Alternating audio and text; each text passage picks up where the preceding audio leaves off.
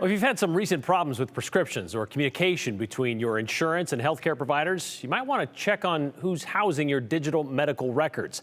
A cyber attack froze Change Healthcare last month, a popular electronic data and records program that is used across the country. The Idaho Hospital Association says the attack is impacting hospitals even here across the state of Idaho. In some cases, they have members that can't get the computer program to process anything. Andrew Bartline shows the critical impact of this attack in the Gem State. Some technological advances in healthcare hardly ever surface for the customer. We could, yeah. Picking up a prescription is rather analog.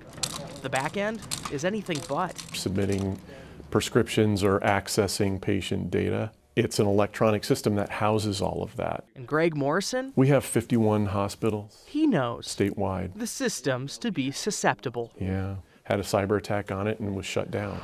The target, United Health Group, and their subsidiary, Change Healthcare. A whole range of impacts to our members statewide. Just like the namesake, nothing's been the same since. When we're submitting claims to Medicare for reimbursement or prescriptions, we can't submit that electronically. We have to submit that by paper. And so there's a pretty huge delay in that. And so now we're seeing financial impacts. We're not getting those reimbursements back for those claims that we are trying to submit. How far back did this set us? Oh gosh, I'd say this set us back decades, quite frankly. Like any industry, time's synonymous with money.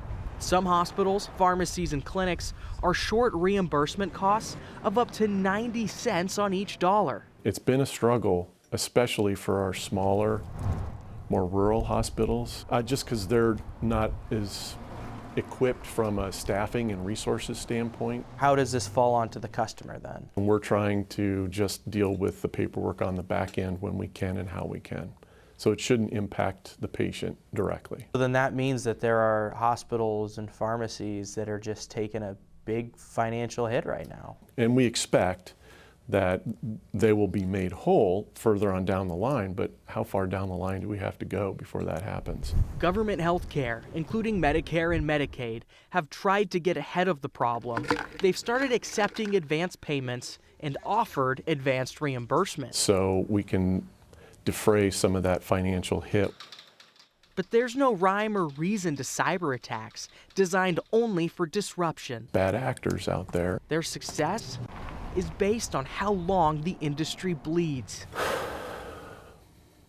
And they're in desperate need of a tourniquet. I don't know that it gets easier with time. Our members' number one goal is to take care of patients and provide them the quality care that they're used to. And they're going to continue to do that no matter what happens. But these nefarious characters out there are going to find a way to get in, and you just have to do everything you can to protect yourself from that exposure.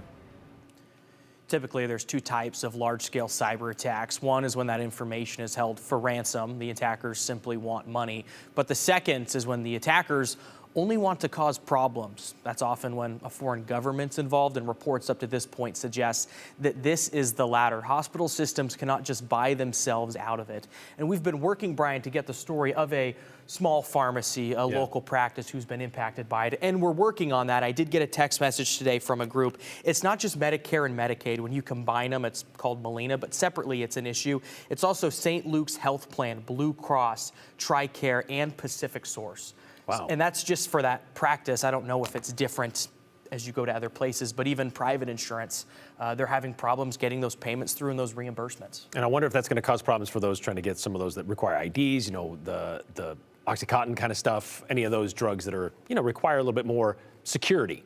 Yeah, and then it'd be a problem on the customer too. If your private insurance isn't able to get the communication through, you're probably going to pay more. With Medicare and Medicaid, it's a matter of the hospitals getting their money back. Yeah. So it's impacting a lot of people, a lot of different ways. There's more work to be done on it for sure. All right, thanks, Andrew. Keep up to date with that one.